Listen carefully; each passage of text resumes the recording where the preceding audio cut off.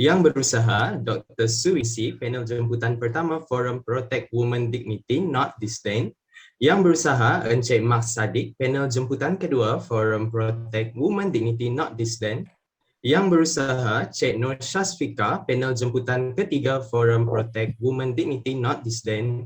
Yang berusaha Saudari Nur Aina Syafiqah binti Zabidi, Presiden Kelab Penyayang Unimas. Yang berusaha Saudari Aina Farhana binti Hadi, Pengarah Program Forum Protect Women Dignity Not Disdain, serta hadirin dan hadirat sekalian.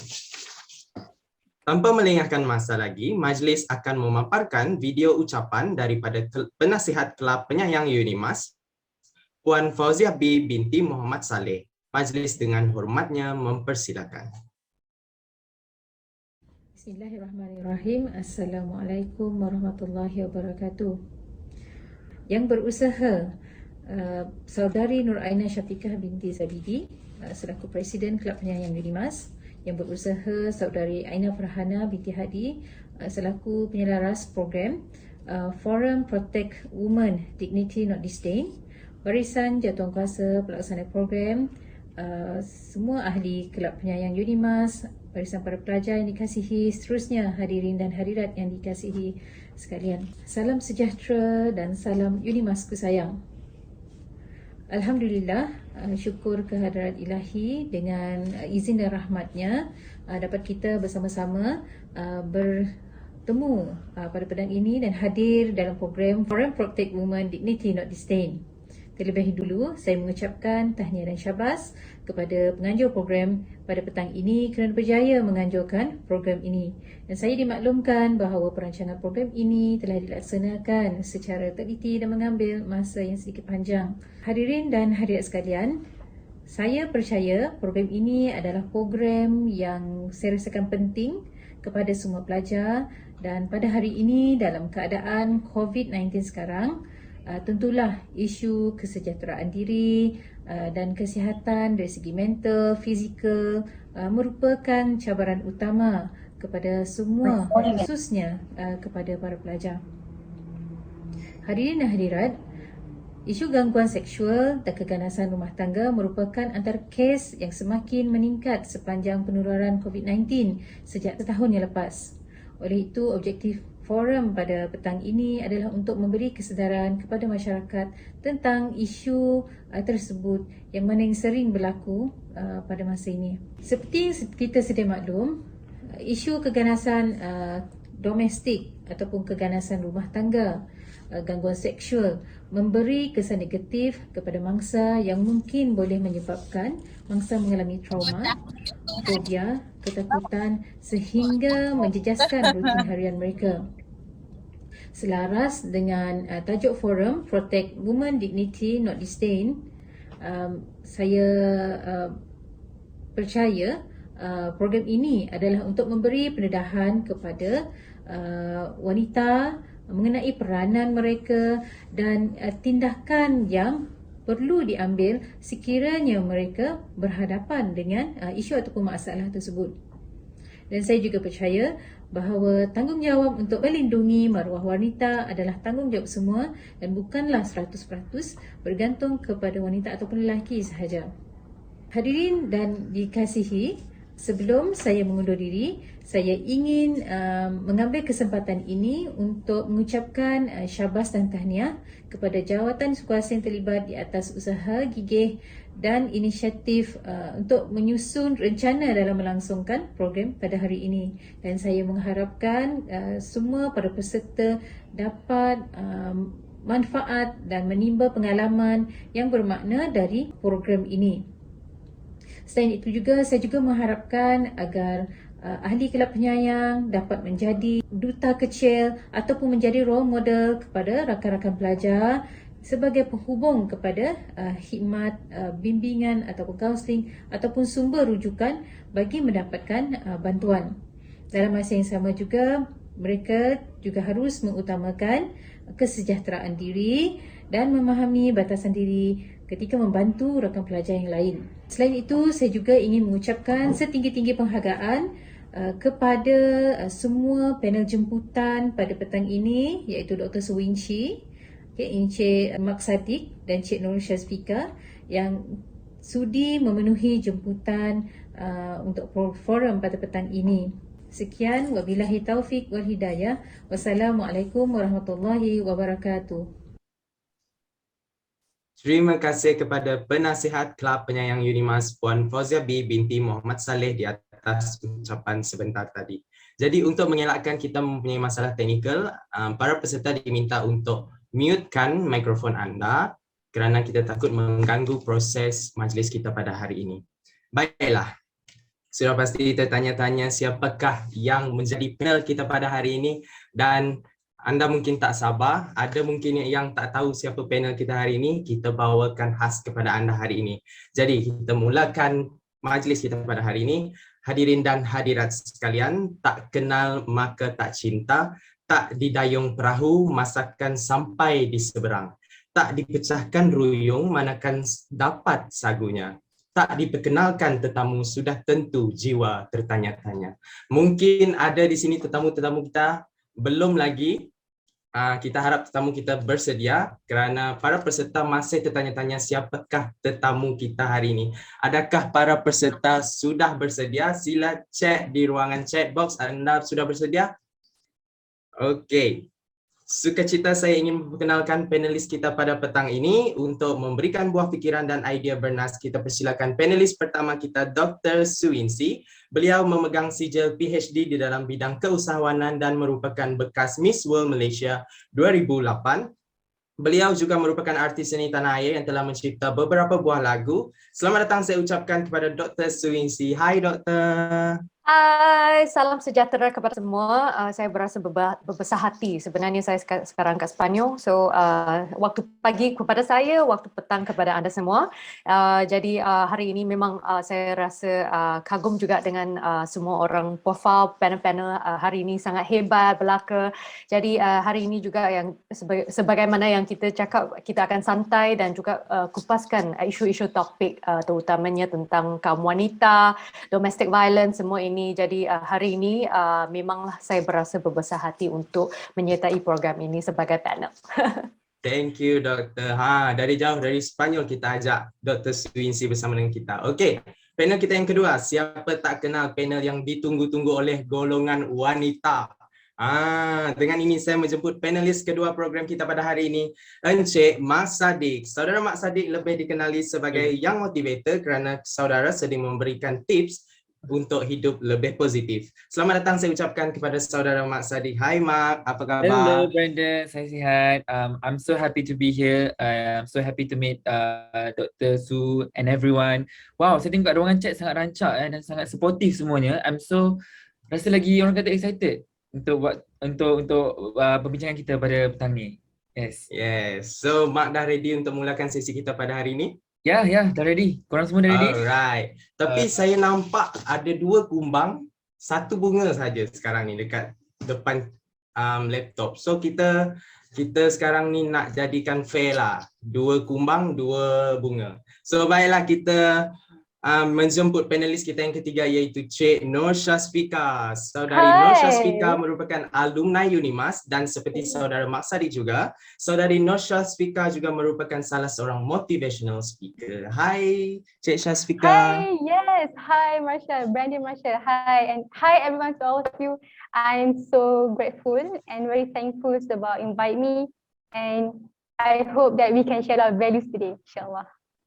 Thank you. So saya harap semua tetamu kita, panel kita sudah ready untuk berbahas dengan kita hari ini berkenaan dengan forum kita pada hari ini. Baiklah, sebelum saya memulakan perbincangan ini, izinkan saya mengupas sedikit tentang tajuk forum kita pada hari ini.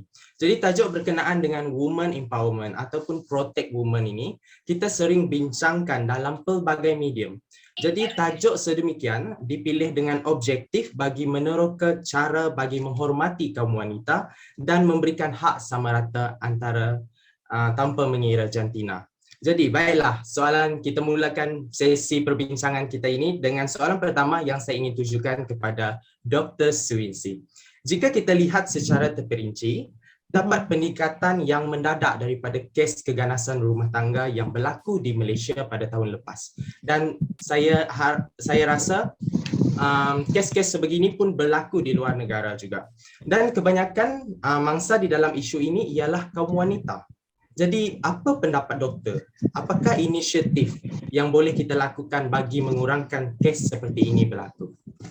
Sebenarnya semua kes ini daripada zaman dulu sebenarnya dah ada, tapi banyak yang tak dilaporkan dan biasanya kaum wanita terutamanya golongan-golongan yang zaman yang dulu mereka akan mengambil cara untuk membisukan diri ataupun rasa malu tentang semua benda ini. Tapi sekarang memang kita kena juga faham tentang emosi dan juga tekanan fizikal dan juga semua COVID ini semua merupakan sebab-sebab yang tertentu. Inisiatif semua, ya kita nak menggalakkan seperti kat luar negara, pastilah kita nak galakkan macam banyak macam Me Too or apa-apa, you know, even social media banyak campaign, you know, sebenarnya sekarang banyak yang kita cakap kat Asia mungkin akan lambat sikit untuk semua yang voicing up sebab dengan kultura dan juga banyak yang agama yang you know yang surrounding kita sebenarnya yang kita tak dididik untuk bersuara terutamanya bagi golongan wanita. Jadi semua ini sebenarnya sekarang kita juga showkan bahawa agar jikalau benda-benda ini berlaku, jangan bila ada sign walau jikalau ada orang nak terutamanya kaum lelaki nak almost you know violent terhadap kaum wanita, kita perlulah you know we have to detect the sign at the early stage dan juga we have to contact with persatuan ke ataupun dengan kawan-kawan dulu sebab kadang-kala seorang diri memang tak dapat kita lalui semua ini dengan kita diri sendiri saja, dan di mana kita faham bahawa golongan ini sebenarnya banyak yang merupakan suri rumah juga. Jadi banyak orang yang memilih untuk membisukan diri sebab mereka takut bahawa tak ada orang untuk them. Tapi sekarang that's why I was like, saya sentiasa menggalakkan agar golongan wanita tak melepaskan peluang kerja dan berdikari, hak untuk berdikari. Kat luar negara pun kita akan fight, tapi inisiatif semua ini kita kena bersambungan, you know. Kita tak boleh hanya cakap saja, kita tak buat sebab case macam domestic violence kita perlukan masa yang panjang. Terutamanya golongan sekarang kita boleh influence sebab golongan sekarang memang kita nak cakap setara ataupun kita cakap we have the same power, guy and girl. Jadi semua ini memberikan banyak pelbagai inisiatif terutamanya kita nak mengelak agar generasi yang akan datang tak akan mengulangi kesilapan ini. Dan juga it's okay to voice up dan jangan rasa malu. Semua ini kena kita bermula daripada kita sendiri dan persekitaran juga, dan it's not okay to get you know domestic violence ke dan semua ini, dan it's not okay to hanya kita simpan dalam hati saja. Banyak sebenarnya yang kita cakap grow up from a toxic environment. Sekarang baru kita ada social media untuk expose. Tapi zaman dulu banyak dah sebenarnya, tapi banyak yang tak dilaporkan. Jadi sekarang jikalau anda lihat ataupun jiran ke semua ke anda nampak ada kesan ataupun you see the sign, sila laporkan kepada persatuan ke ataupun polis ke. Jangan bagi alasan dah sekarang, dan juga kita kena beranikan diri sendiri. Jikalau sebab semua ini sebenarnya kita mengaji juga tentang psikologi orang yang kita cakap yang membuat domestic violence ini. Sebenarnya ada satu cycle bahawa dia akan melakukan keganasan, lepas itu dia akan meminta maaf dan perempuan juga akan memaafkan, tapi semua ini tak akan ubah jikalau dia jadi satu cycle, dan tabiat dia ataupun perangai dia akan menjadi lebih serius jikalau anda tak mengambil langkah pada peringkat yang awal. Jadi semua ini sebenarnya inisiatif we have to start from ourselves, dan juga persekitaran, dan jikalau anda nampak apa-apa yang anda rasa macam tak betul, sila hanya laporkan. Dan juga kita cakap ada counselling session ke, dan semua forum-forum ini memang kita cakap sekarang kita kena outspoken. Outspoken not only for ourselves, tapi untuk satu peringatan kepada kita semua. Jadi banyak sebenarnya saya juga receive banyak messages daripada fans-fans terutamanya kaum wanita yang juga pernah cakap banyak benda kepada saya, dan apa yang saya boleh lakukan bahawa it's not okay to say yes. So saya sentiasa cakap jikalau lelaki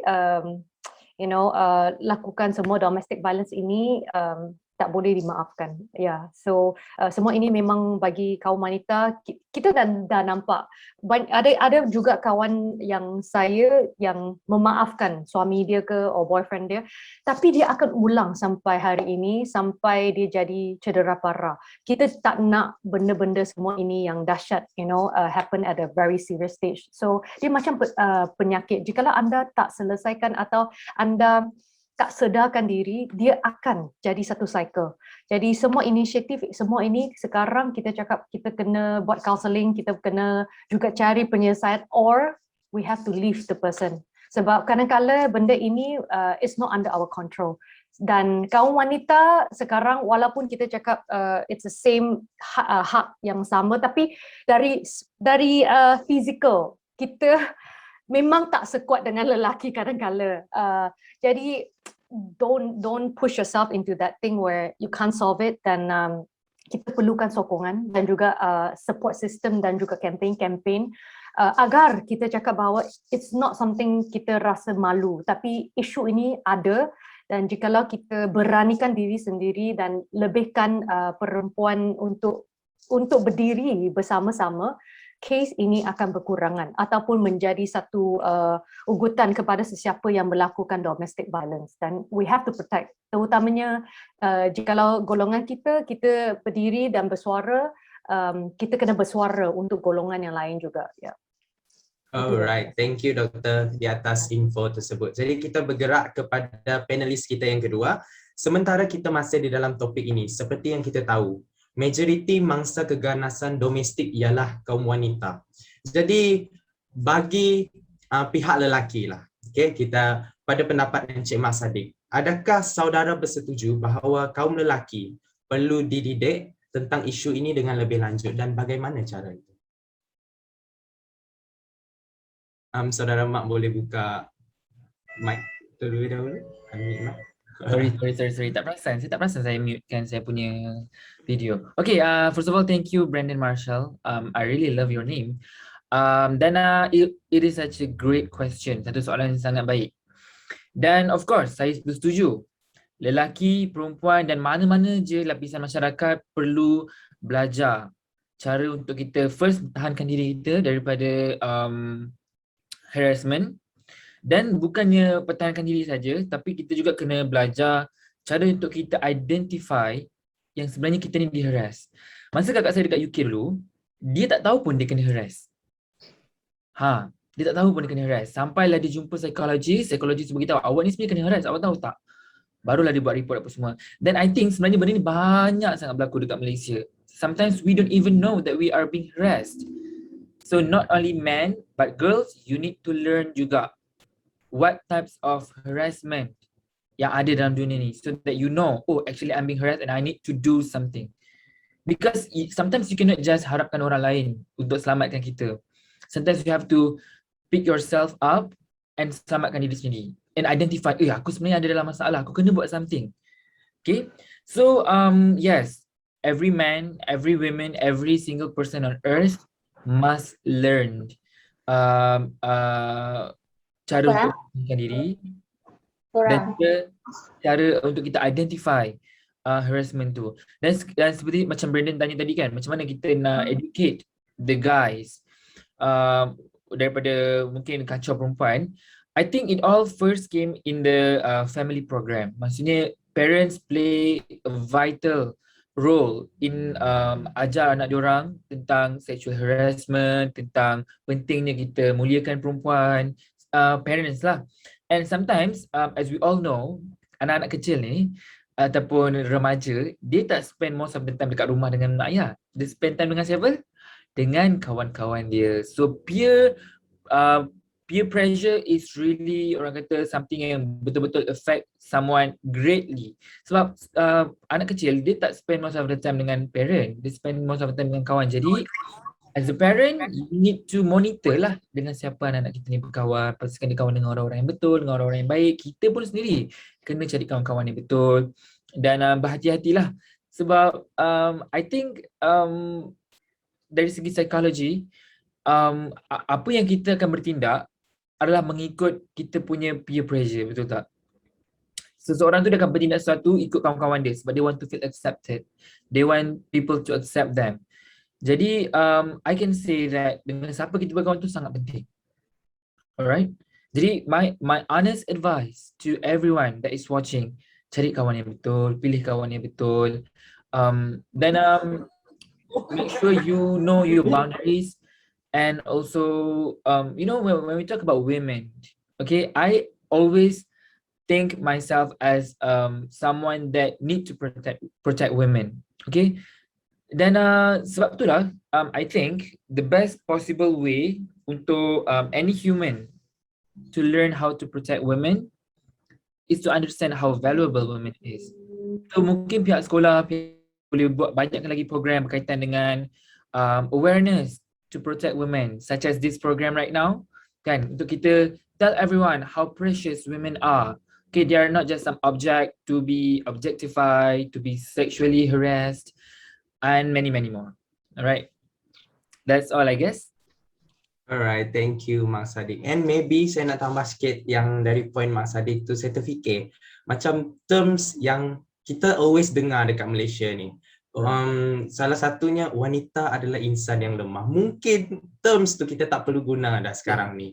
Sebab bila kita cakap benda macam tu, so mindset people, dia akan fikir wanita tu always lemah. Yep, betul. So terima kasih. Yeah. Okay.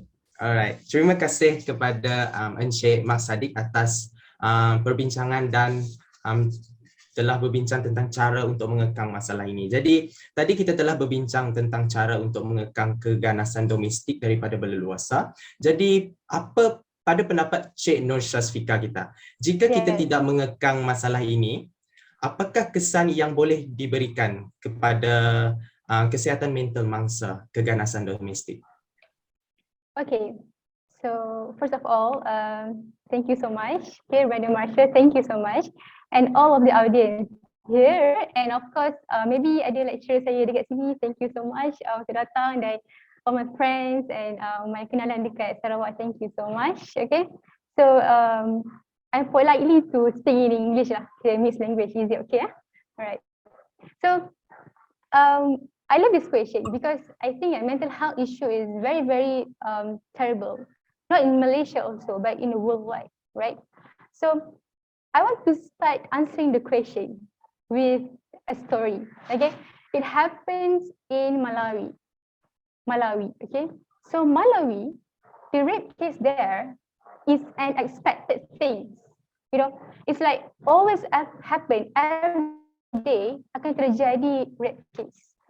So that's one story yang saya rasa sangat inspired, and it really touched my heart, and I cried because it's true story.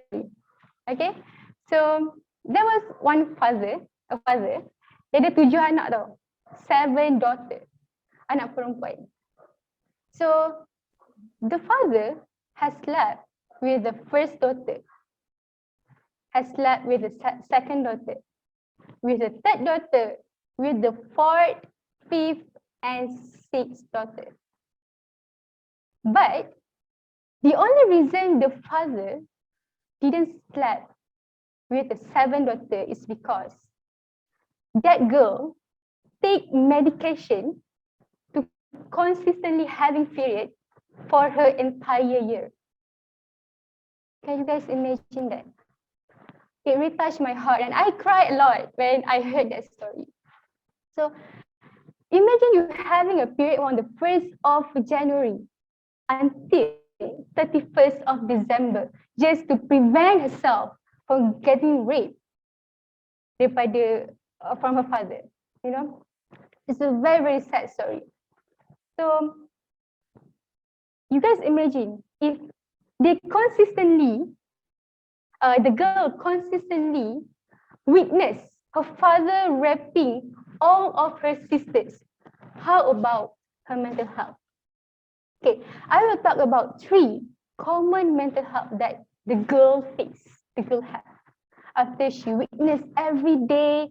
Oh my God, that's very terrible. So the first one, the girl having anxiety. Okay, so that girl feels so scared.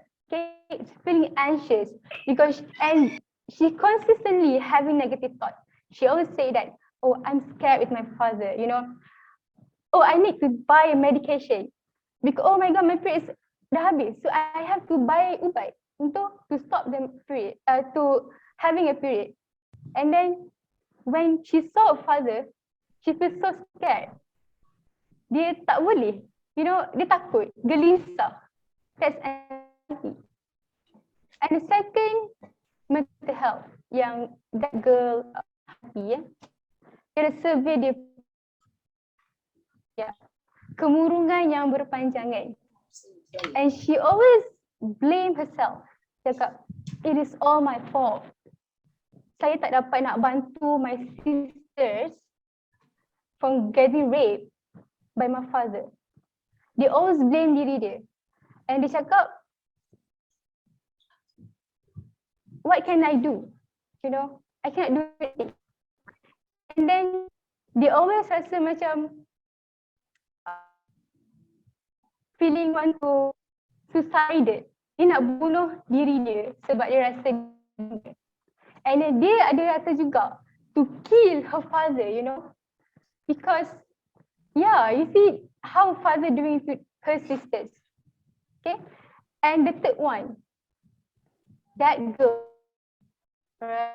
having a trauma. Ini yang saya rasa paling touch my heart lah. Dia cakap, saya tak nak bersosial. Saya tak nak keluar daripada rumah ni. Because what I learn, what I witness my father and what I learn from my father is all men are bad. All men are a rapist. And I don't want, I'm scared to have a relationship with the other. I don't want to meet any men outside there. And I don't want to be social. And I don't want to report because when I report, you know in Malawi, right? When the woman who getting raped or they not report, maybe a sister or anything yang kena rape kan, the police will ask the woman, okay, what did you wear to make the man's blood boil? What did you wear? Right? So this is a very, very sad story. And these are 3 common mental health that the girl face. And maybe, okay, for first year or second year, they are okay. Imagine how many years, 10 years, 20 years, she faced the same thing. Dia akan boleh ada disorder, you know? Very, very terrible. So, yeah, I cepat distracted sikit. Okay, so and I believe that what happened in Malawi happened in Malaysia too. I think you guys pernah dengar kot case datuk rogol cucu, right? Ayah rogol anak, right? It happened everywhere. But alhamdulillah, thank God that Malaysia is not as worse as in Malawi. We still can control it, alhamdulillah. And I believe the points from Dr. Su Winchi, Mark Sadiq, and the organizer of this program, Brandon Marshall, also did a great job because we want to create awareness because about this. All right. So I conclude from what I said just now. So what will the victim face? Of course, the common, tak cakap lagi disorder, anything yang teruk-teruk, common, okay? Anxiety, severe depression, and also trauma. These 3 things, of course, and for sure, the victims will face this kind of things. So I hope I answered the question. All right, thank you so much. Alright, thank you Cik Syazfika atas jawapan yang cukup memberi dan menyentuh hati saya. pada hari ini. Dan saya harap semoga perkongsian daripada panel kita pada masa ini menjadi teladan kepada semua para peserta. Baiklah, soalan seterusnya saya memberi soalan kepada tiga-tiga panelis kita, di mana mengapa agaknya berlaku peningkatan kes keganasan rumah tangga ini berlaku, penindasan wanita, isu sexual harassment dan sebagainya, walhal kita sedar bahawa kempen-kempen kesedaran pada masa kini adalah lebih meluas kalau nak dibandingkan dengan zaman yang dahululah tanpa internet dan media sosial. But waktu sekarang adalah zaman viral, zaman social media, tetapi benda itu giat berlaku dalam kehidupan seharian kita. Jadi apa pendapat tiga panelis kita pada hari ini? Okay, saya bermula dulu. Sekarang zaman social media, zaman viral, apa pun kita benda-benda akan jadi viral ataupun menarik perhatian orang ramai. Tapi sekarang anda kena faham, sekarang zaman COVID yang bukan sahaja it's about lelaki dan perempuan, tambah lagi tekanan kewangan, tambah lagi tekanan emosi, tambahkan lagi dengan COVID yang kita tak tahu lagi, macam sini pun lockdown, sekarang kita lockdown lagi. So kadang-kadang semua ini memberikan banyak orang yang terkurung dalam rumah. So imagine bila sebelum COVID, I think anak-anak kanak-kanak boleh lari ke sekolah, boleh lari ke sekolah ke ataupun lari ke mana. Tapi COVID sekarang semua orang akan terkurung dalam rumah.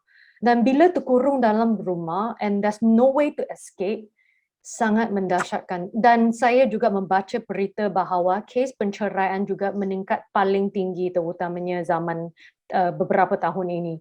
Jadi sekarang tercetusnya bukan sahaja tentang kaum lelaki dan wanita, tapi pelbagai unsur-unsur negatif dan juga sebenarnya banyak benda-benda yang tak senonoh yang mereka menonton kat online, yang juga I heard a lot of story where semua ini sebenarnya mereka pun tidak tahu mereka diperkosakan ataupun di banyak benda yang banyak predators yang sebenarnya victimkan semua kanak-kanak yang kecil ataupun datuk kadang cucu semua ini semua they don't even know about what sex about what's all this. So banyak benda-benda yang sebenarnya mereka tak diajar. Dan juga sekarang zaman COVID pula, zaman generasi ini we don't even have the chance. I mean my generation we had the chance to go out and stuff, but now dia tak faham apakah yang sedang berlaku. Dan bila terkurung dalam satu rumah dan tak boleh keluar, dia macam penjara tau.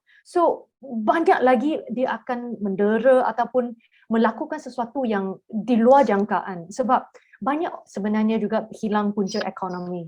So semua ini sebenarnya work from home juga. Kadang-kadang I heard a lot of victims as well. Banyak orang yang nak pergi kerja, so that when you're in workplace you escape. Tapi zaman sekarang, what if there's another lockdown? So 24 hours atau beberapa bulan kat rumah, semua ini akan banyak benda akan berlaku. Jadi it is a very kind of a turbulence time. Dan sekarang juga jikalau we want to reach for help or something like that, keluar rumah pun tak boleh, dan semua ini pun mereka pun takut sebab banyak perempuan sebenarnya yang hilang punca pendapatan dan mereka mengambil keputusan untuk membisukan diri sebab mereka takut juga. So this time kenapa kes itu meningkat semua ini, it's a lot of all these issues happening. Tapi kita pun faham bahawa kita berharap semua ini akan menurun dan juga banyak orang dah try to escape sebab COVID times is the worst time, honestly. So mereka takut pula COVID semua ini, mereka takut dihalau daripada rumah, tapi mereka juga takut dipukul. So where can they choose? They can't choose anything at all. It's sangat kesian. Ada yang text saya online and tell me all these things. I was like, how? I was like, go and seek for help and stuff, but it's going to take time. So all these things, it's going to be like kita cakap semua ini it's a very huge issue, terutama bukan daripada rumah saja tapi kat luar negara sama we saw the case so high, bukan saja dalam masyarakat Asia ya, masyarakat Eropah sama juga. So semua ini tentang nafsu manusia. Jadi we have to control, terutamanya masa genting ini. We can't let all these things happen. Yeah. I think it's a very great point apa yang Tesu cakap. And if I may add, you know, sekarang ni zaman social media kan, zaman internet where anything can be accessed without any border. So what I'm trying to say here is that the spreading of pornography and any types of sexual thing can be accessed easily by just anyone. And to make it worse, we are in the pandemic where everyone have to stuck in jail in their own house. So if you ask me, kenapa benda ni boleh berjadi-jadi, boleh jadi makin lagi teruk?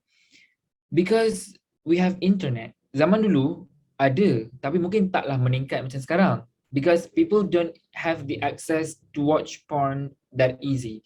So what happened when porn can be easily accessed by just anyone? Of course, the curiosity ataupun the lust and desire to have sex will increase. You know, you watch something, you want to try it, you want to do it. Hence, it leads to the watchers to wanting to have sex within their own family members. So, I think the reason kenapa benda ini boleh meningkat, kenapa banyak lagi kes penderaan berlaku, one of the reasons is because of the internet, and of course we are in the turbulence time because we are in the pandemic. And sebab tu, I think the family constitution in the house must be solid from the beginning. Alright, and sometimes memang okay, it's a crime. Okay, to do something bad within a family member, it's a crime. It's not a thing that you should do. But we cannot blame people sebab benda tu dah memang berlaku dalam family tau. So apa yang kita kena boleh buat is right now to seek help. To seek help and to find someone to overcome that. Because okay, let's say if you growing up in a family yang memang tak pernah kisah pun pasal you. So of course it's the fault of their parents, but what can we do now? All right, we cannot change something in the past.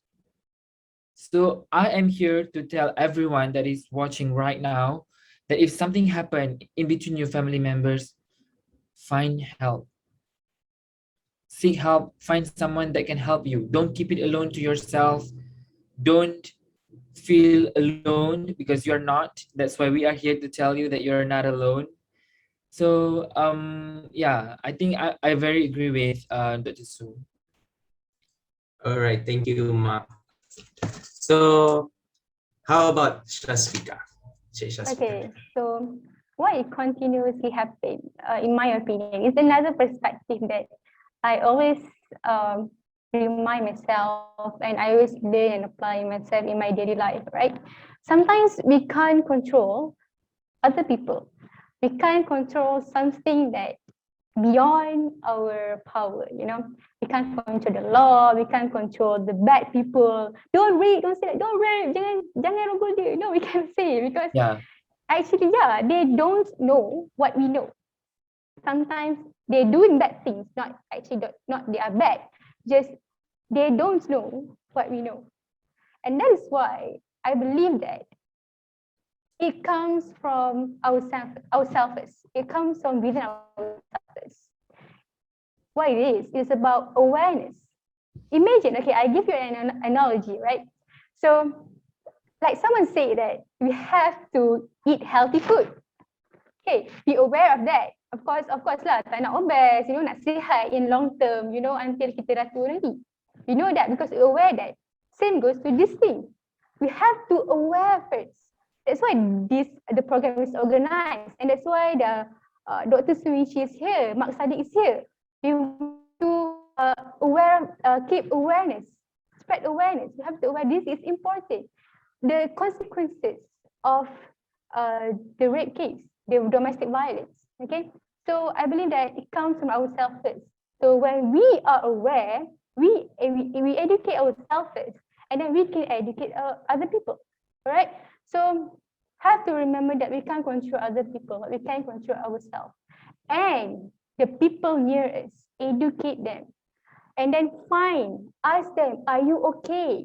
All right? If you are not okay, you experience all the violence, please inform me.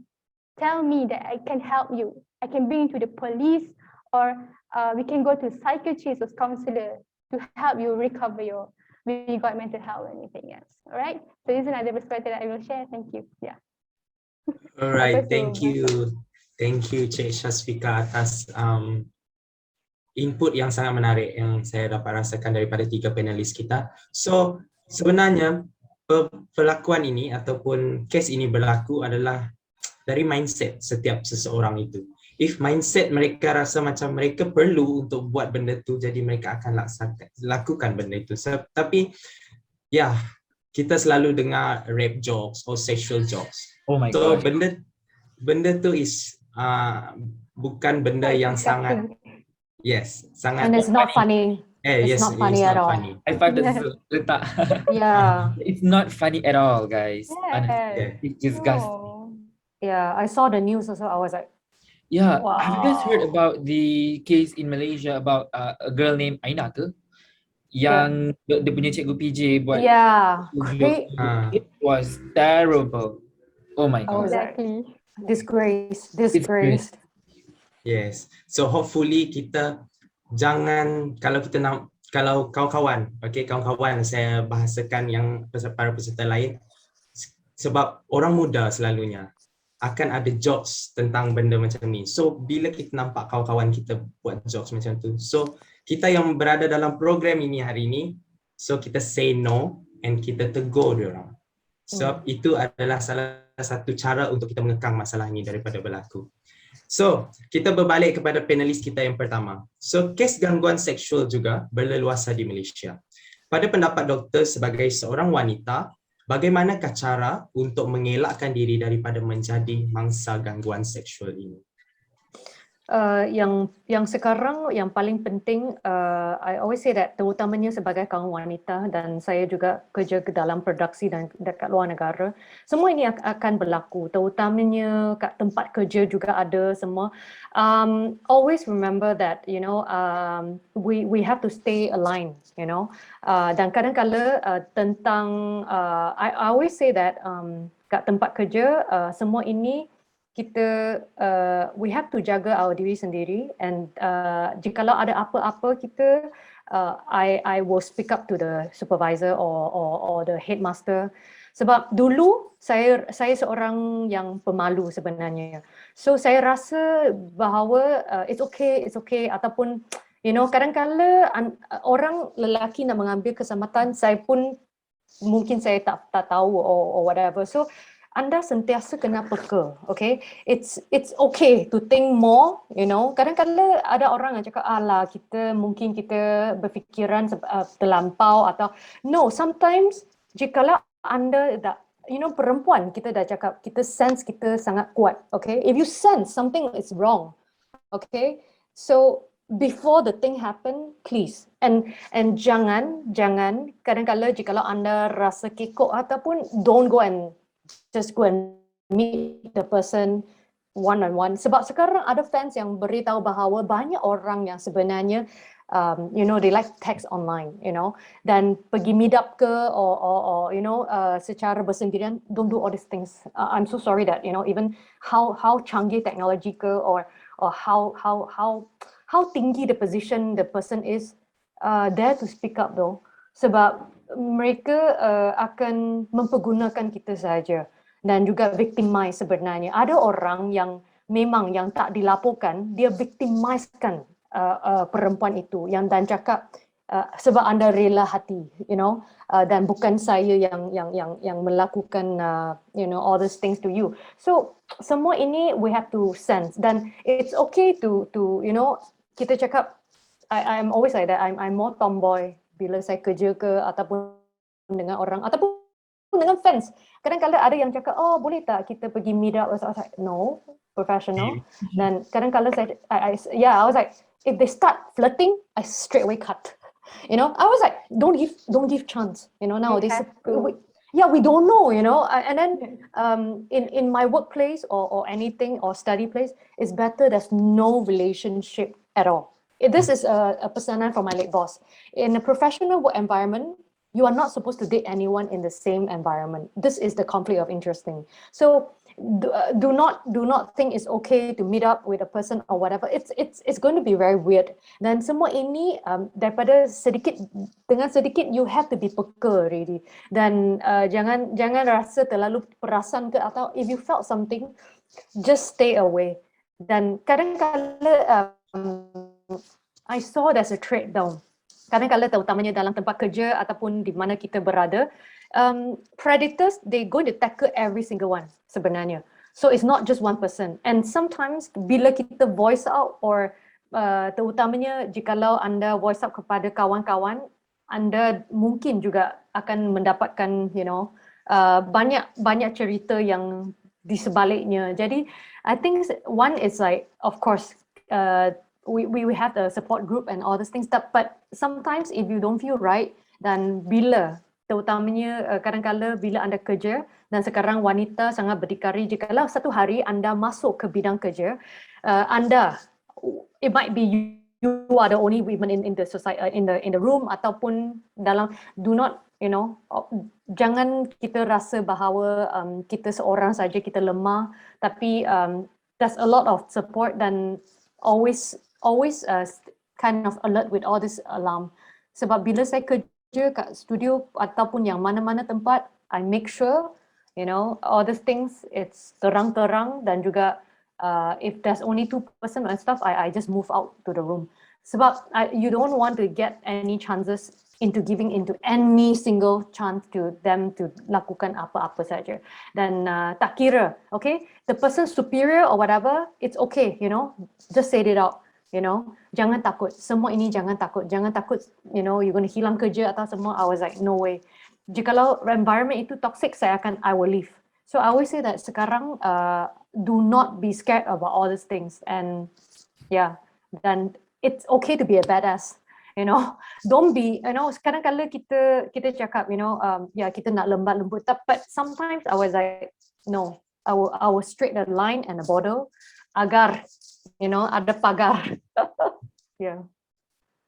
Alright, thank you doktor. So daripada apa yang doktor katakan itu, kita kena tinggalkan environment tu.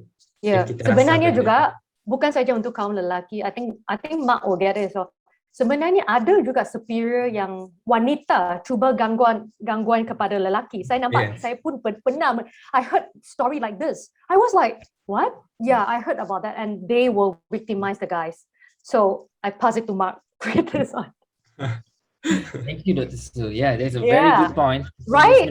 I bet you always get it.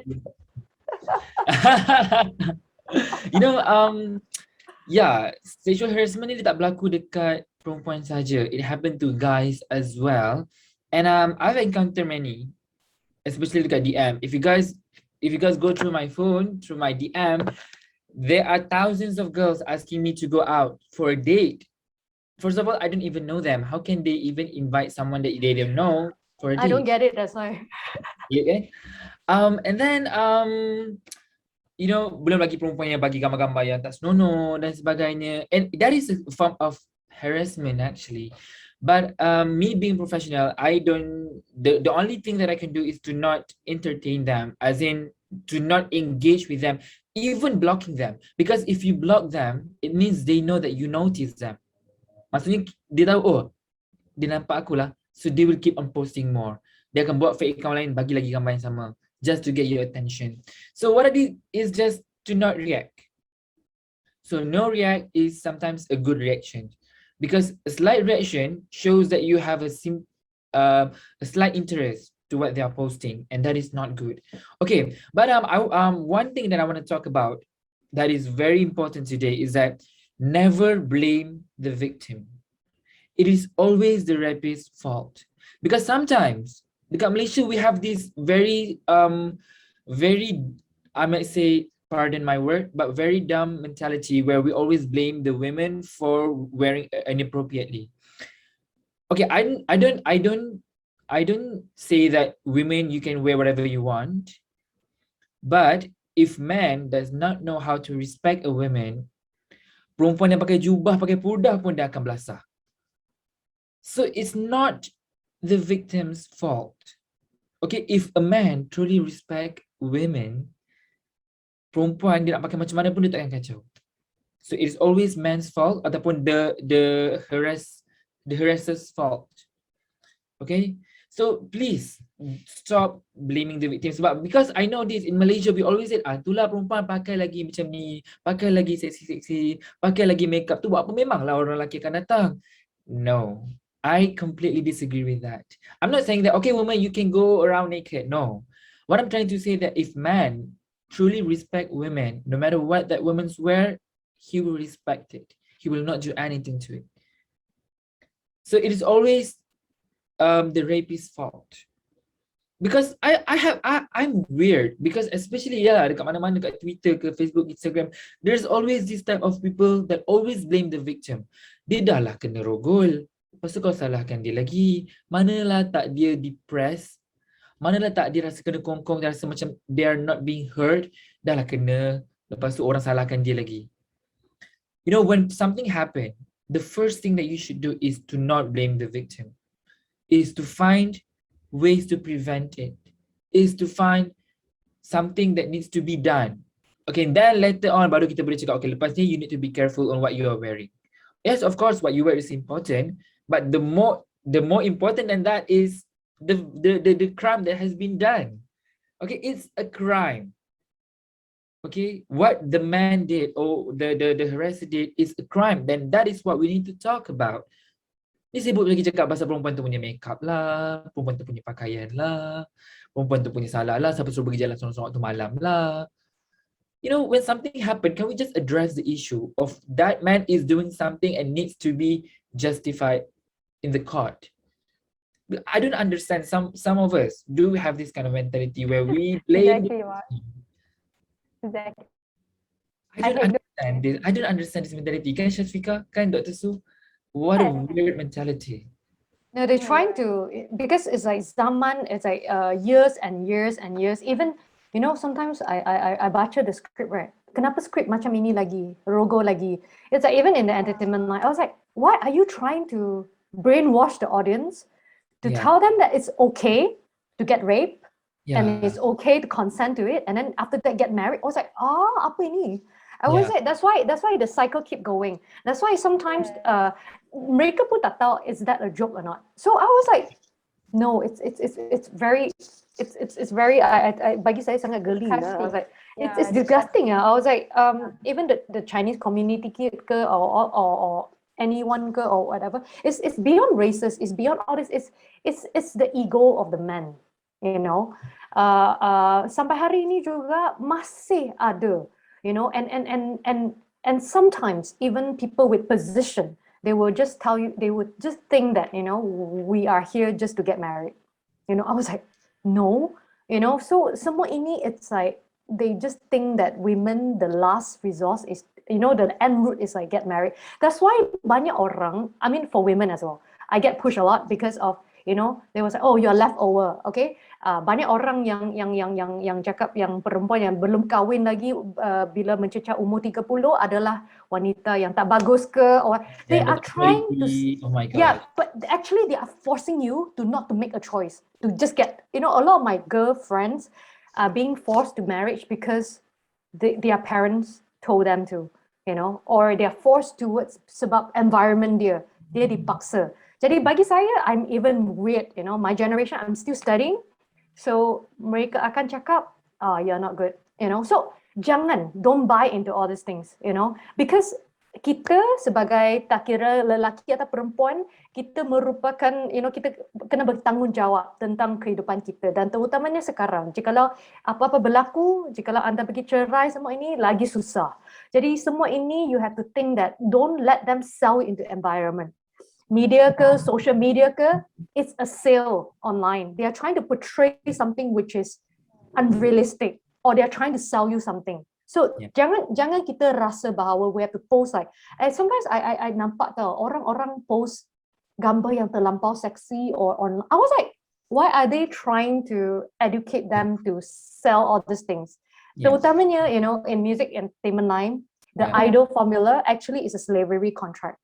So it's Yeah. trying to push you. It's a soft power actually, like K-pop but behind it's all Yeah. slavery. Yeah, it's Yeah. all True. slavery. Okay, so a lot of I don't get it. Like whenever I saw, I was like, well, we have a lot of great talent and stuff. But of course, sometimes I like their stuff. But jangan kita sekarang banyak macam kawan saya kat Korea pun cakap, tahu tak kat situ everyone since young don't want to study and just want to be an idol. So after the contract ended, they are being pushed to prostitution. They are being pushed to all these powerful people to sell sex. And dan banyak yang sebenarnya tak dilaporkan. So for them it's worst. It's worst. Worst. My God. It's worse. In Malaysia, you think like that, right? In overseas, I can tell you every single day, I need to protect myself. I'm alone, okay? I Yeah. came here alone, you know? I was like, every single day, I tak kisah. Sebenarnya, I tak keluar rumah much. So I go and work, I balik and stuff, but we have to protect because we heard a lot of stories. So, especially in overseas, Malaysia pun dah banyak all this case. Dan ada juga banyak yang stalker. So be careful in all these things, you know. Creepy. Please, Yeah. do not expose your personal information. Yes, You know, all these things. Jangan semua ini. That's why I have every day I will talk to my growing friend. You know, I have my best Yeah. friend. We always say that here and here, these Yes, two, yes. Yeah. most important thing. You know, when you have this one, is very good. IQ, your SQ, your EQ, your habits, and you improve yourself every single day, be the best version of yourself. Of course, you'll be okay. You know, it's here and here. Exactly. And also it's your own choice. Like every generation, my senior will tell me, Wincy, you have a choice to make. That's why until today I told them I insist to finish my education. I insist to go further, but the right way. I don't like to just, you know, to just go into the fame without a purpose. Yeah. You know, I was like, yeah, I can get, you know, you get what I mean? I've been offered so many offers. Why I want to take a long route? Because I saw it myself where, you know, I was telling them in China, like they just con the girls or what, they sign them and then 90%, they take 90% and they are signed for 10 years. So always kita, 10 years. I nampak the contract, I scared, you know, I was like, oh my God, this is slavery. So this is a debt or a trap for you to go in. So always be careful. Dan semua ini yang gangguan seksual ke, semua ini mungkin daripada kawan sekeliling. You have no idea. And there's one time, kawan saya dalam entertainment line, I didn't know she was a mamasan. So I treated her like a friend. Then I was like, oh, no wonder you always go for all this so many branded stuff. And sometimes secara tidak sengaja they sell you into all these things. So when I decided, when I decided to kind of block all these people, they were like, "Alah, kenapa you antisocial? Why are you, you know, in overseas they even branded like sugar daddy sebagai satu trend." I was like, "You kidding me?" Yes, no joke. They brand it like, you know, sugar daddy ini is okay to get it. So I'm sorry guys that, you know, semua ini adalah iklan saja. Dan semua ini sebenarnya siapa yang untung? Semua orang lelaki yang kat belakang takbir is trying to con you. I don't get it, you know, all these things. So banyak benda yang sebenarnya yang senyap, yang not just in the house, you know, they make it as industry actually. Secara tak sengaja. So all this soft thing is like, you have no idea what are they posting, what are they selling to you. So sentiasa bijak dalam, you know, apa yang mereka sell kat social media. Even celebrity, whatever, please question. You are supposed to question, you know. So always check, you know. I still think that, you know, we have to be awake. Dan zaman ini, semua orang, zaman yang this generation, we have to protect each other. If not, I can tell you that even the seniors sometimes they don't make it tak faham langsung. You know, but younger generation nowadays sangat peka dan mereka akan ikut jikalau is a trend or whatever. So please don't follow all this trend. And kadang-kala pun I even heard kids as young as 12 years old, they share video of their own sexual partner. Can you imagine that? And they challenge each other to do that. So I when I heard that, semua ini bila I go and talk very personal to them, I was like, ini salah dah. Tapi when they are young, they don't get it. Tapi imagine when you grow older and semua ini tersebar dalam internet. So jangan demi mungkin orang, terutamanya I think that predators ke ataupun orang-orang yang mendorong anda kepada semua ini adalah orang-orang yang anda cintai. So sometimes strangers we can avoid, but close friend ataupun family, it's okay to cut, even as close as whoever it is. So I always say that your personal health and your future is in your hand. Even your family members do all these things, please, you can just block and try the best to protect yourself. Yes, thank you, Doktor. Tapi kebanyakan yang kita lihat mangsa-mangsa dera ini, sexual harassment ataupun mangsa-mangsa yang terlibat dalam dera keganasan domestik ini lebih rela untuk tinggal dengan pendera ataupun kembali tinggal bersama dengan pendera. Itu yang kita dapat saksikan. Mungkin kerana family ataupun kerana close relationship. So apa pendapat Encik Mak tentang perkara ini, dan adakah ini berkaitan dengan Stockholm Syndrome? Alright, that's a very good question. Tapi sebelum tu saya nak bagi tahu dua perkara dulu sebelum saya jawab soalan. Boleh? Alright, boleh. First of all, tadi kita dah cakap pasal marriage, betul tak? Funny story is that every single time saya buat live dekat TikTok ataupun dekat Instagram, I always have this kind of question where people ask, bila nak kahwin?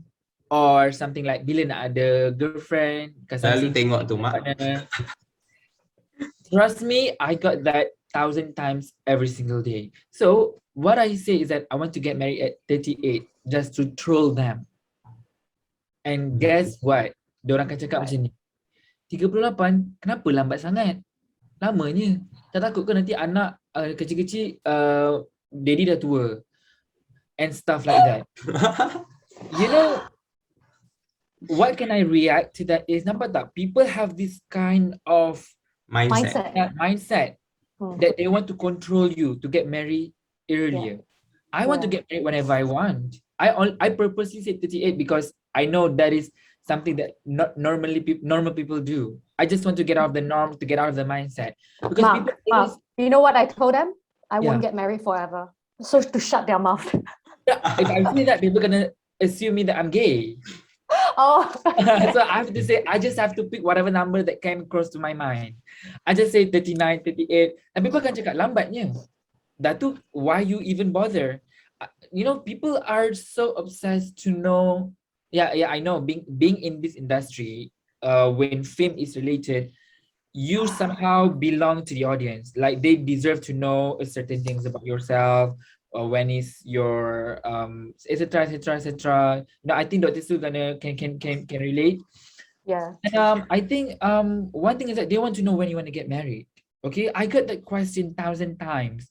Orang tanya bila nak kahwin, umur dah 24 bila nak kahwin. I'm still young, 24 is still young. I still have ways to go, a lot of things to learn, a lot of place to explore, things to discover.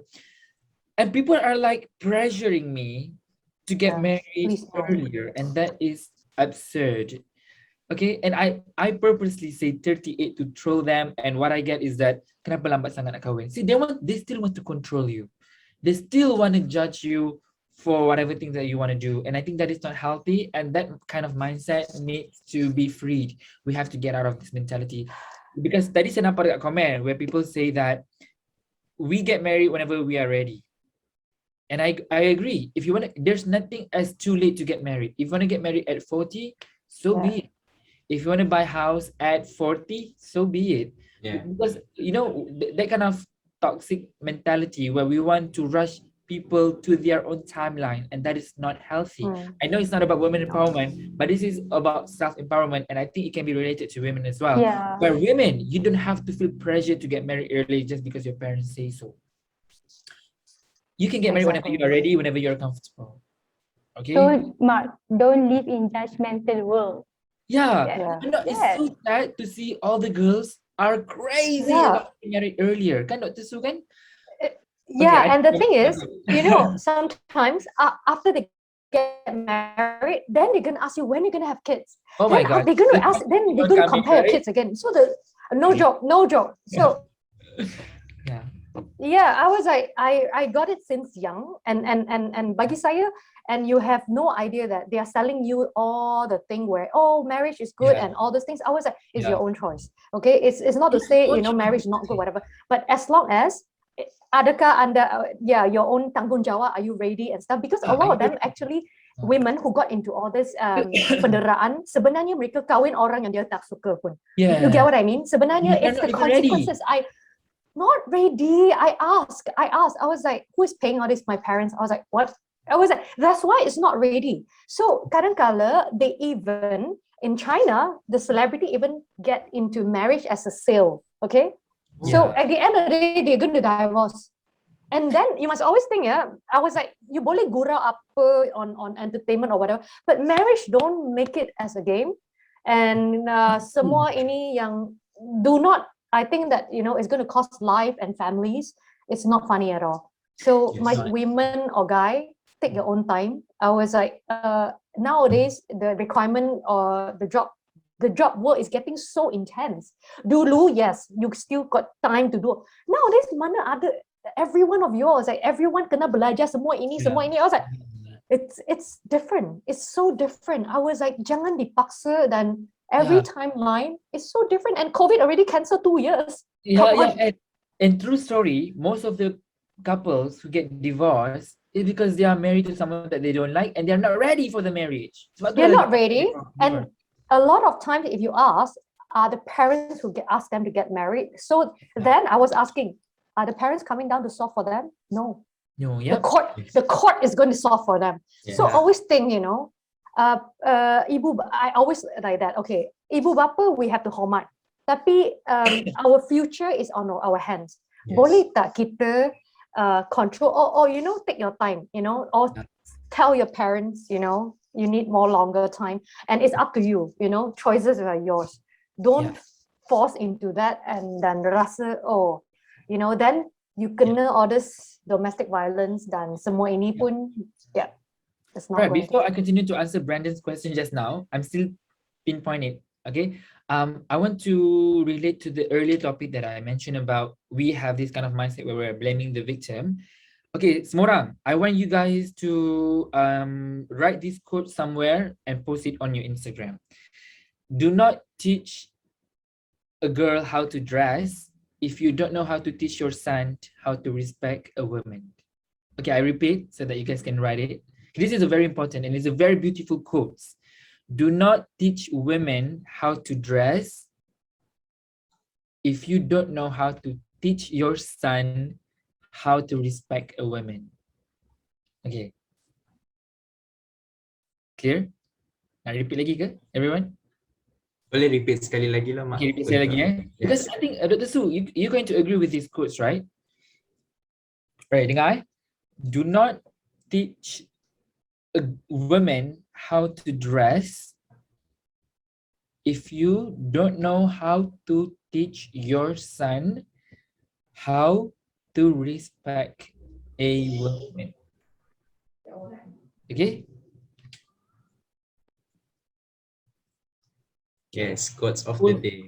Yeah, quotes of the day, post it on Instagram so that people know that we shouldn't criticize women's attire, but we should criticize how we teach our son not to disrespect women. Okay, now let's get back to the question, Brandon. Okay, All right. you are asking about how a victim always get back to the ones that harass them or orang kata pendera kan, balik pada pendera. There's a 3 conditions to that actually. Yang pertama, when a person is too fear to get out and that they are lonely, dia akan stay dekat pendera tu. It is psychological trauma. Sebab dia akan rasa takut untuk dia keluar pun daripada kawasan tu.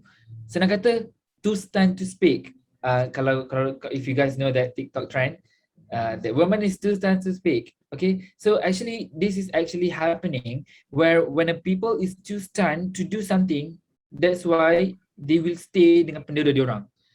It's not because they cannot get out or seek some help. They are too scared to even say anything. So dia akan stay. You know, that kind of trauma, dia begitu dahsyatnya, dia punya effect dekat otak diorang sampai diorang sendiri tak boleh nak keluar dari tempat tu. That's why dia akan stick pada pendera tu. Okay, yang kedua, because we are talking about pendera kan, these type of people are highly manipulative. They will manipulate words, say something to make sure that you are staying with them. So girls or anyone in this world, you have to be very careful. Once he did bad to you, you need to think twice and orang cakap seek help. Alright? Because a person yang abusive ni mostly dia adalah manipulative. Dia akan manipulate ways, manipulate words just to win your heart so that you will stay with them. Okay? So the first one tadi kita tahu kenapa dia akan stay balik dengan pendera dia adalah because of the trauma. Okay? Trauma sampai dia terlalu takut untuk dia keluar pun daripada tempat tu. Yang kedua is because the orang kata the penjenayah itself. Pendera tu punya cara yang sangat manipulatif. Dan yang ketiga, sometimes pendera dia akan ugut. Dia akan ugut supaya jangan keluar, or else I will harm your family. I will harm your best friends. So sebab itulah most of the time, most of the cases that we can see, kita tengok orang tu akan balik semula dekat pendera dia. Kan? Dia akan get back to the place yang paling menakutkan dalam dunia. So I think that's 3 points of why sometimes mangsa akan balik kepada pendera dia. So orang kata a quick advice to all of you, please very extra careful and take care of yourself, okay? Alright, thank you Mark. Itu dia tadi Mark dah bagi. Saya menjawab soalan kan? Menjawab soalan. Thank you so much. So itu dia input yang kita dapat daripada saudara Mark kita pada hari ini. So anda yang nak post tentang program kita hari ini, kita ada 160 partisipan yang join kita punya Zoom hari ini. So don't forget untuk letak caption, do not teach women how to dress if you don't know how to teach your son how to respect women. Alright. So supaya macam kita 160 yang mata memandang sekarang ni dapat membantu antara satu sama lain supaya kita dapat mencegah perkara ini daripada berlaku. Baiklah, soalan saya seterusnya kepada panel kita. Okay, soal nampaknya Cik Nur Syafika mungkin ada masalah lain. Alright. Dan kita teruskan lagi dengan kita punya forum hari ini yang cukup panas, cukup hangat. So adakah Mark Saddiq ataupun Dr. Suwinsy pernah orang di sekeliling circle kita pernah tak mempunyai masalah seperti ini, dan bagaimana as a kawan ataupun as a family kita dapat bantu mereka? Mungkin ada segelintir di sini partisipan kita yang mempunyai masalah seperti ini, tapi masih, kalau macam saya pun saya tak tahu macam mana how to react for this. Boleh? Boleh. Okay. I know sometimes when things happen, it gives you trauma, and this trauma unable us to speak, to say what is in our mind. We are like somehow paralyzed, kan? So, based on my experience, of course, I am inexperienced, not as like Dr. Su. But what I did is that I had a friend yang dia memang betul-betul kena sexually harassed, and what I told them is to tell authorities, maksudnya bagi tahu orang yang lebih tinggi. Kalau tak nak bagi tahu parent, bagi tahu cikgu. Tak nak bagi tahu cikgu, bagi tahu what do we call, pengetua sekolah ke? Principal. Pengetua sekolah. Pengetua sekolah, okay. So context, this girl was sexually harassed by the teacher. Okay. Ada orang yang cakap, sometimes cikgu pun tak boleh percaya. I agree. Yeah. That's what I'm gonna say. Dia kena harass dengan Yeah. cikgu. Oh So takkan my nak bagi tahu God. cikgu. Orang people never gonna believe. Kalau bagi tahu parent complain, tak ada bukti. Hmm. So what I ask them is to tell the pengetua itself. Bagi tahu orang lebih tinggi daripada pengetua, daripada cikgu tu. And even kalau pengetua tak boleh bagi tahu, you can always find someone higher to protect you. Okay? Because okay, let's say my friend dia kena sexually harassed dengan kawan dia. So what I ask her to do is to tell the parents, tapi kadang-kadang kita rasa kita rasa malu kan. So instead I ask them to tell the brothers of the doers, to tell the faham tak? Maksudnya kita kena always cari someone yang lebih tinggi daripada orang yang melakukan tu untuk tegur dia directly. Sometimes we don't have the power to talk to them.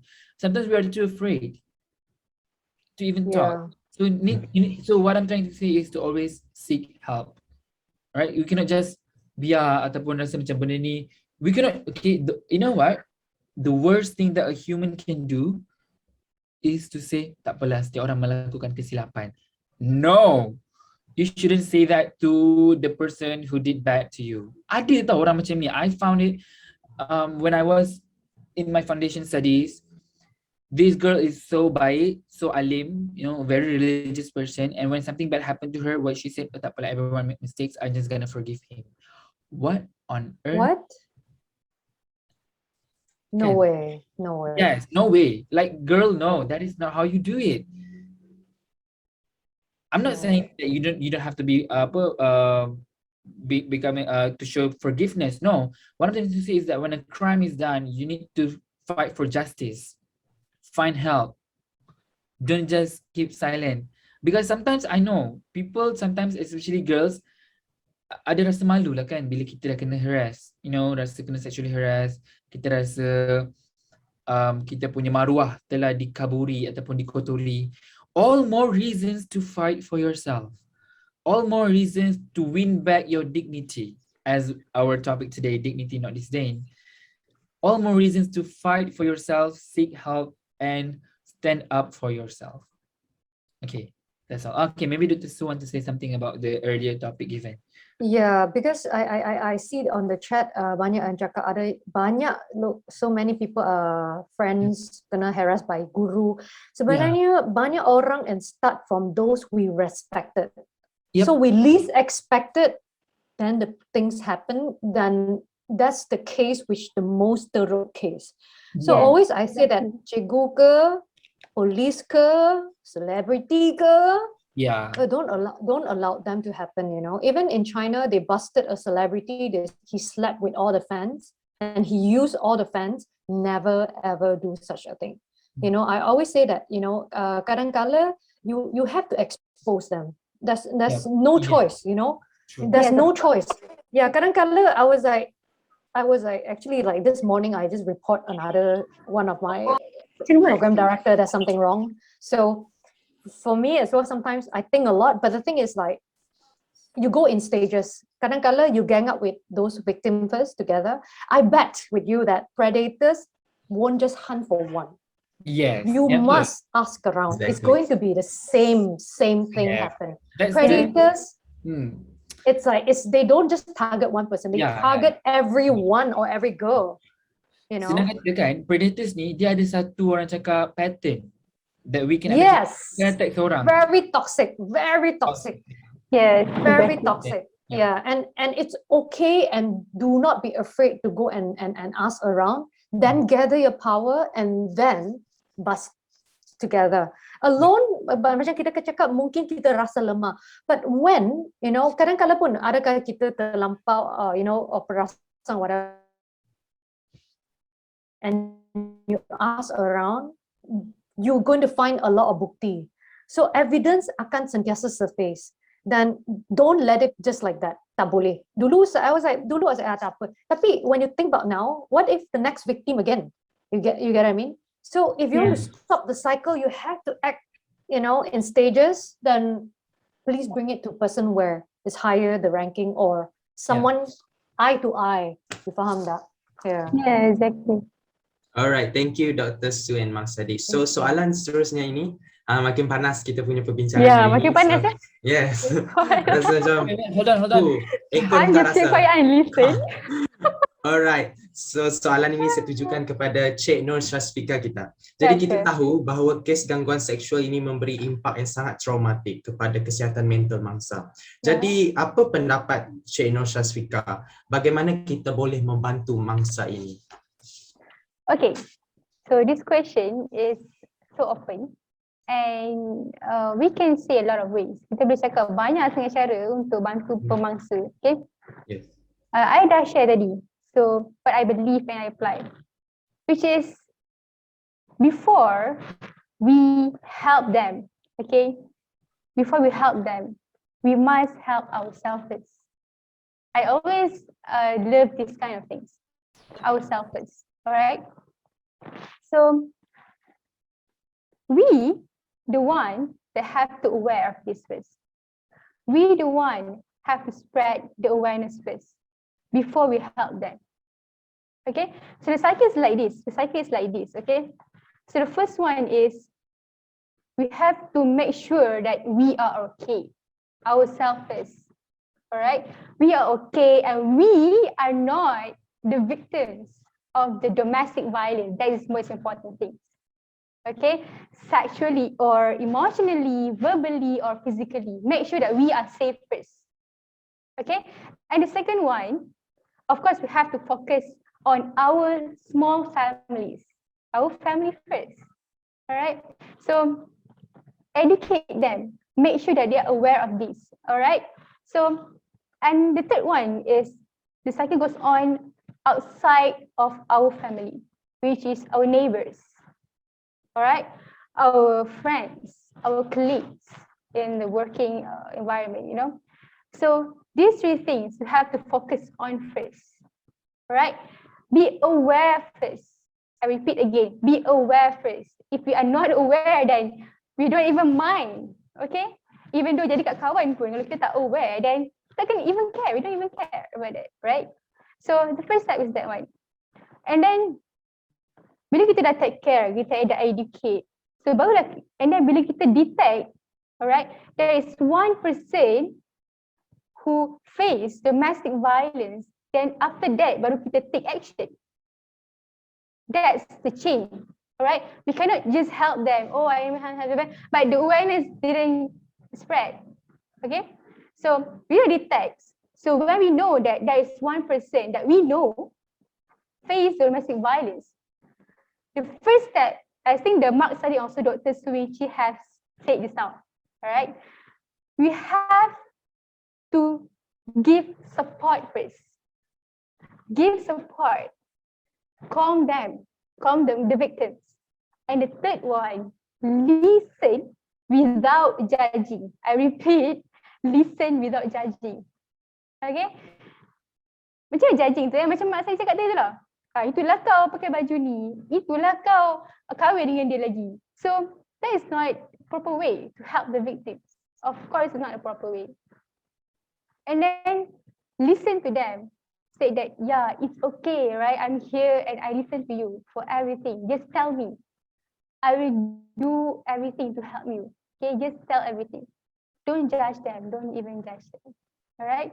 And the second one, in that situation, alright, dia baru lepas rape or anything. Jangan, ini kawan saya begitu, my best friend, my lovely best friend tell me that don't suruh dia mandi terus or anything if this one is sexual violence, alright. Go straight to the police and report to the police. Make a report. Okay, this is very crucial, important things, alright. Bawa sekali bukti tu, bukti mangsa yang dia kena harass, okay. Bawa sekali, pergi make report. Okay, and the third one, bring to the psychiatrist or to the counselor if their mental health tak boleh diselamatkan. Okay, so bring them to the counselor because kau dah pergi jumpa counselor or psychiatrist, jangan tinggalkan dia orang macam tu saja. Because sometimes, you know, I got friends yang ada mental health issue, right? Family tak okay, and etc. So, dia orang pergi jumpa psychiatrist, but dia tak ada effect. some people yang ada mental health issue, dia orang pergi psychiatrist, dia orang rasa macam tak ngam, tak ngam dengan psychiatrist tu, and macam tu je dia. Pergi and then balik, nothing happen. So, dia lebih percaya kepada kawan. So, you have to ask the victim either you want me to be with you or not. Or tak payah tanya pun, just be with them. Just be with them, alright? And listen to them a lot without judging. Support them, help them, okay? So, these are the steps, the chain. Okay, I repeat again. Awareness is our family, the people that we know outside family. Now, when we detect there is one person yang kena domestic violence, help them. Yang saya sebut tadi tu. So, do these things first, and then insyaAllah everything will be fine. And I love this quote, this word, this sentence. Okay, so we build up family, and families make communities, and communities build up society, and society builds a nation. I love this one. So like I say, start from ourselves first. All right, and we can help other people. So that's all for me. I hope answering the question. Yeah, thank you. Alright, thank you Cik Nur Syazfika, kita dengan input yang sangat menarik dan sangat memberi kita satu pencerahan tentang isu ini. Jadi sesi pembahasan kita telah tamat, jadi kita sekarang bergerak ke sesi soal jawab bersama dengan peserta. Baiklah, terima kasih saya ucapkan kepada panelis-panelis kita yang telah memberikan pembahasan yang bernas dan berilmiah sebentar saja tadi. Seterusnya, kita akan bergerak ke sesi soal jawab. Peserta boleh memberikan soalan kepada panelis kita dengan membuka kamera dan memperkenalkan diri serta mengajukan soalan anda. Ataupun peserta juga boleh menulis soalan di ruangan chat box dan saya akan membacakannya kepada panelis kita. Alright, kita tunggu para peserta untuk bertanya soalan. Anda boleh buka mic dan AJK kami akan mencari anda untuk berada di spotlight kami. Kita tak ada stage, so kita berada di spotlight lah. Okay. So anda juga boleh mengajukan soalan di ruangan chat sekiranya anda masih tertanya-tanya tentang isu-isu ini. Dan saya ada dapat satu soalan di sini. Seperti mana yang kita pernah lihat. Okay, soalan ini ditujukan kepada 3 panelis kita. Mendengar atau membaca berita tentang gangguan seksual dalam kalangan kita, terutamanya golongan wanita, dan pernah juga kita melihat dan membaca setengah komen di sosial media menyalahgunakan golongan wanita, mangsa kerana atas dasar seperti macam yang dibahaskan tadi, seperti penggunaan pakaian, perlakuan, personality, mangsa tersebut dan sebagainya. Malahan mereka jarang menunding jari atau menyalahkan pelaku, tapi mereka menyalahkan orang yang dari segi pakaian, dari segi perlakuan seseorang itu. Jadi bagaimanakah kita sebagai seorang manusia memutuskan rantaian ataupun stigma ini dalam kalangan kita pada abad 21 ini? Mana jawab dulu? Siapa boleh jawab? Okay. Do I say anyone else? Okay. Like to break the chain, untuk memutuskan rangkaian tersebut yang di mana kita cakap bahawa kita kena pandang serius tentang semua kes-kes semua ini, sebab yang mana kali banyak yang usaha yang kita carry out, tapi semua benda yang dipandang sangat remeh-temeh ataupun macam biasa. Kita tak boleh biarkan masalah itu menjadi sesuatu yang biasa. Jadi kadang-kala mungkin mereka akan rasa kita bising, kenapa bising ini, bising itu. Tapi jikalau tak ada masalah, kita tak akan bising. I always say that if there's no problem, we won't complain. So kadang-kala sekarang juga untuk to kind of crash the whole chain of all this sexual harassment, gangguan sexual semua ini, yang paling penting undang-undang kena ketatkan, policy kena ketatkan. Straight away, if work environment, siapa yang kena, all kena sack. Sebab there's no tolerance policy kat luar negara sekarang. Sebab benda-benda semua ini, jikalau anda simpan lama-lama, dia jadi satu case yang it's going to be like kind of a serial case. Dia macam serial killer, you know. Yeah. Dia macam a cancerous thing.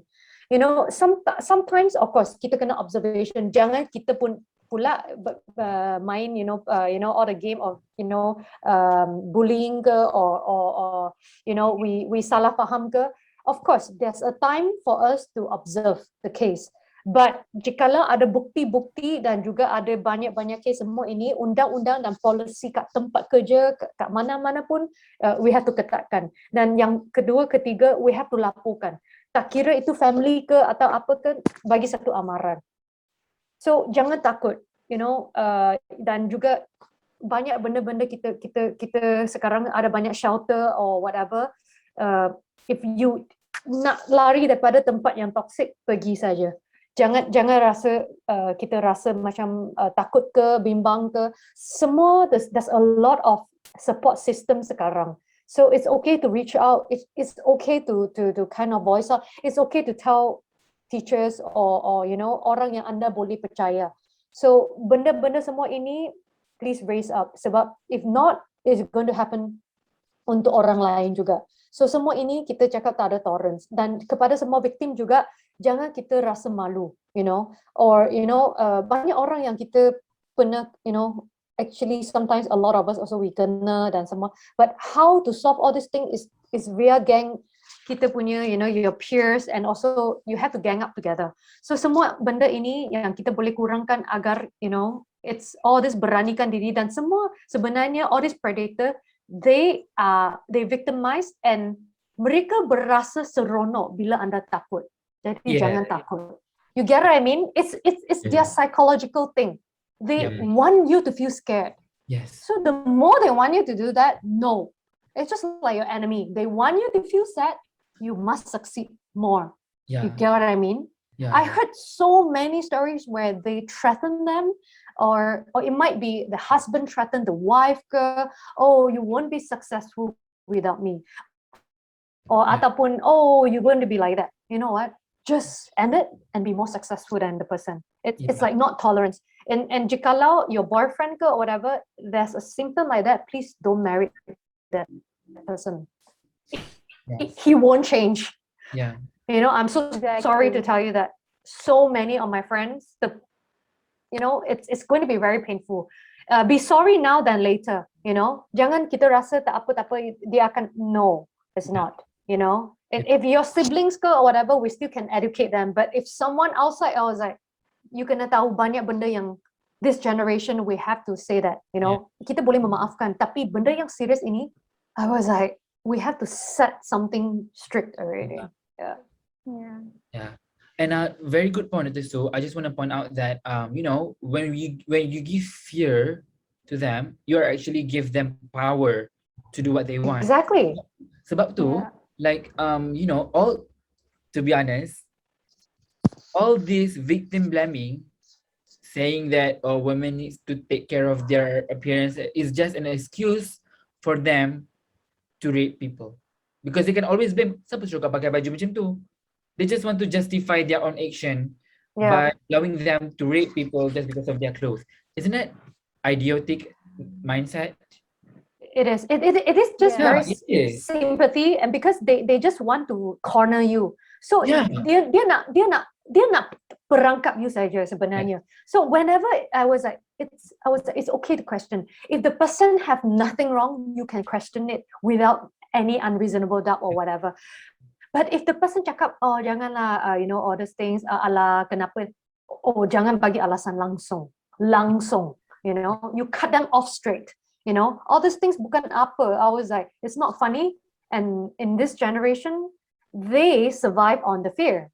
They're going to use you to kind of show their fear that, you see, the girl fear of me. Jangan bagi dia menang. Jangan bagi orang jahat menang. Yes, I really love that. You know what? When you are being bullied or being harassed, if you are afraid, they won. So don't be afraid. Don't let them on. And I just want to say something very quick.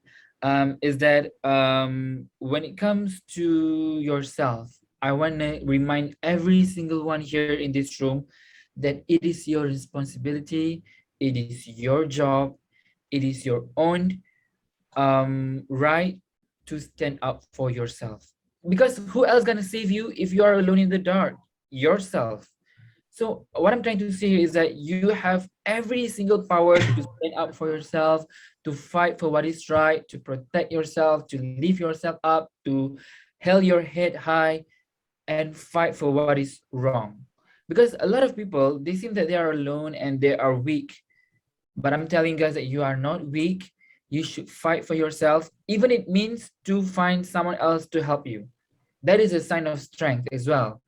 So don't be afraid to fight for yourself, guys, especially girls, right? Dr. Su pula hilang. Right. Okay, I guess that's all. Alright, so Mak Sadiq, so kita ada soalan ini daripada Adam Firdaus yang ditujukan kepada Mak Sadiq. So as a man, so kita nampak dekat the news The Star, dia nyatakan bahawa terdapat 57% wanita Malaysia mengalami verbal sexual harassment. So there's 43% Malaysian men having the same experience as the woman. So as a man, kadang perlu tempat untuk kita share something if kena gangguan sexual from woman. But they afraid. Macam kawan-kawan mereka akan cakap dia lemah. Macam tu. Okay. So what do you think about that? I love this question. You know how, do you guys know that the rate of depression among women and men is higher to that among men? Lelaki punya case depression lebih tinggi pada wanita, and you guys know why? Because as a man, we are out to man up. As a man, we have to conceal our feelings inside and not to talk about our feelings because we are men. We have to be strong. We don't have to talk about our feelings. We have to keep it inside and, you know, suck it up and just be a man. And that is a toxic mentality that builds depression inside a man. So I'm gonna tell you guys here right now that if you cry, it doesn't make you less strong. It doesn't make you weak. Okay, actually, men, because I know men are very hard to cry. Actually, when you cry, your body will release oxytocins and endorphins, hormones that helps you to feel better and calmer when something happens. So sometimes it's good to cry, all right? So listen to me, guys. You telling your feelings or even cry does not make you weak, okay? I know sometimes orang cakap tak macho lah lelaki nangis, tak handsome lah lelaki cakap pasal ni, lemah lah lelaki. No, the true strength is not from outer appearance or your physical body. True strength comes from the heart that is capable to express themselves in a way nobody can, which means if something happened and you find someone to talk to, that is the real strength. Okay, I know because I get that a lot. As a guy, me myself, I deal with sexual harassment in my daily life. I deal with a lot of people criticizing me, judging me. And of course, we all experience that. But if you keep men up, if you keep suck it up and tell yourself, oh, I need to be strong because I'm a man, it somehow will build depression. Percaya tak, lelaki lagi banyak kena depress sebab benda-benda macam ni. Lelaki tak boleh nangis. Lelaki tak boleh express their feelings.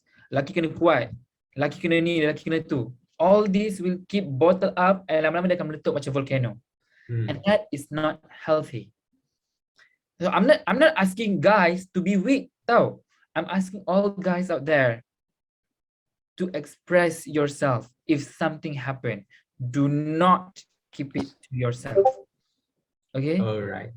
Thank you, Mak. Exactly. So, seterusnya soalan ini daripada Nix Nazatul Adani, ditujukan kepada panelis kita, Cik Nur Shazfika. So what is the best preparation for a woman before going out alone somewhere?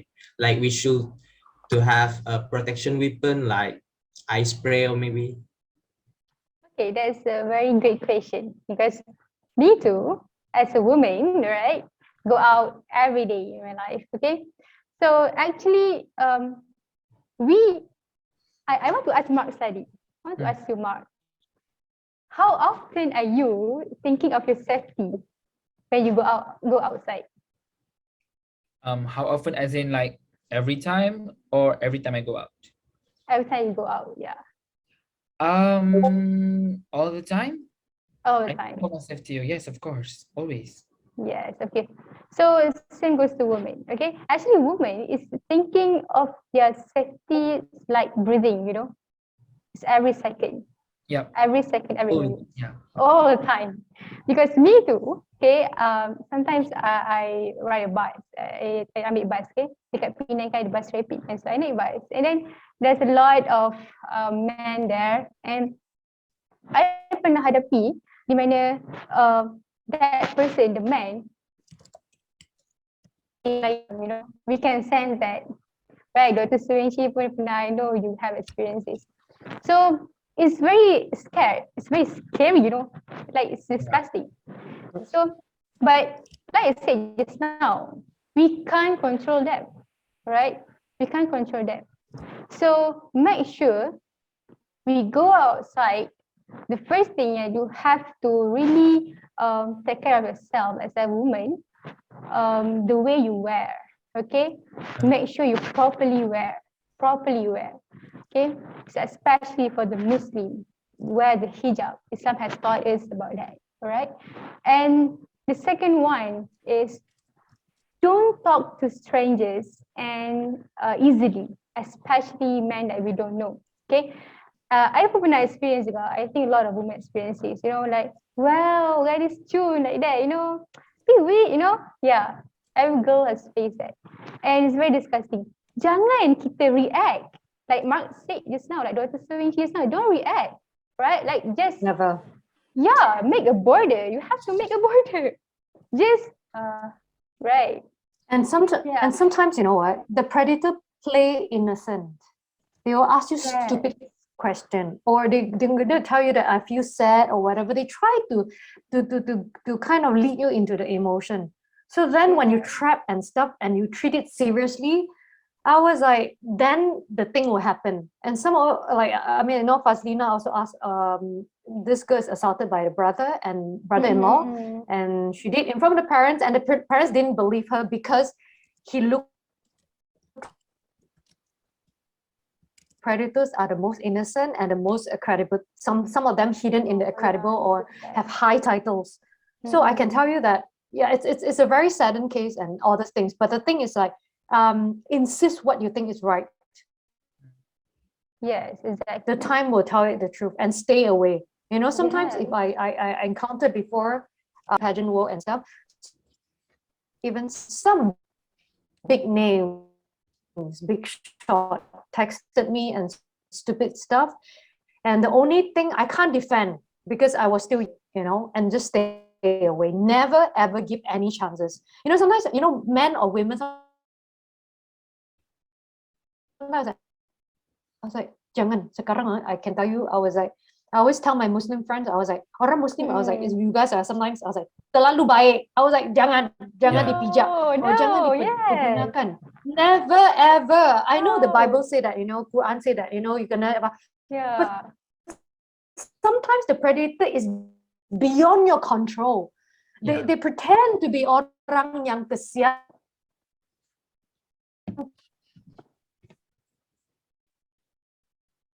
Don't give in that. Right. Nowadays people are. Yeah. Ya, mungkin Dr. Su mempunyai masalah teknikal. So, Okay. Okay, so can I continue a little bit? yes. Yeah. Yes, betul tu Su. Yeah, betul. Really, jadi like I said, like jadi orang yang bermaruah, you know, bermaruah. Lelaki yang bermaruah, perempuan yang bermaruah. That's the thing. Okay.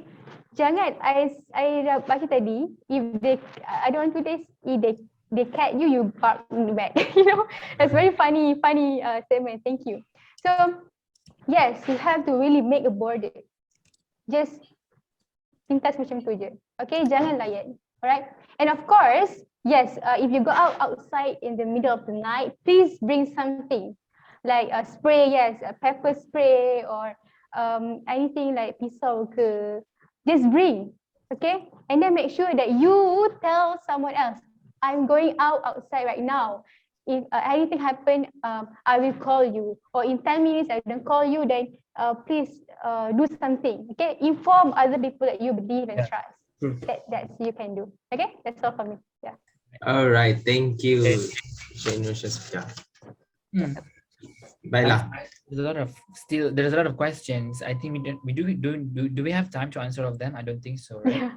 Ya, Yeah. sebenarnya kita dah berada di penghujung kita punya forum hari ini. So, minta maaf dan mungkin kita akan ada lagi di kemudian hari. So, terima kasih saya ucapkan kepada semua peserta kita kerana aktif mengambil bahagian dalam sesi soal jawab sebentar saja tadi dan mengemukakan soalan-soalan yang menarik. Jadi berikutnya, kita akan bergerak ke sesi terakhir kita pada petang ini. Mohon semua peserta untuk membuka kamera anda kerana kita ingin mengambil gambar bagi sesi kenang-kenangan. Baiklah, saya memberi masa kepada para peserta untuk membuka kamera anda. Dalam kiraan, ready, senyum semua. 3, 2, 1, senyum. 1, 2, 3, lagi sekali. 3, 2, 1. Freestyle. 3, 2, 1. Thank you semua. Baiklah. Sedar tidak sedar, jam telah menunjukkan bahawa forum kita telah sampai pada penghujungnya. Sayang sekali kerana masa amat mencemburui kita. Dengan ini, saya mewakili Kelab Penyayang Unimas ingin mengucapkan terima kasih kepada ahli panel dan peserta-peserta yang dikasihi. Program kita telah sampai ke muncak. Terima kasih kerana hadir untuk memberi sokongan dalam program ini. Maafkan kami jika kami ada tersilap kata yang mungkin menyinggung ahli panel maupun para peserta pada hari ini. Dan dengan itu, maka tamatlah program kita pada petang ini. Terima kasih juga saya ucapkan kepada penasihat Kelab Penyayang Unimas, Puan Fauziah binti Muhammad Saleh kerana turut serta dalam program kita pada hari ini. Jangan lupa untuk tag kami di laman sosial Instagram dan Facebook Kelab Penyayang Unimas. Pautan Linktree juga akan kami sediakan kepada para peserta di ruangan chat box untuk anda mengetahui lebih lanjut program yang akan kami laksanakan lagi di masa yang akan datang. Sebelum itu, pastikan peserta mengisi form feedback dengan scan QR code yang ditayangkan pada skrin.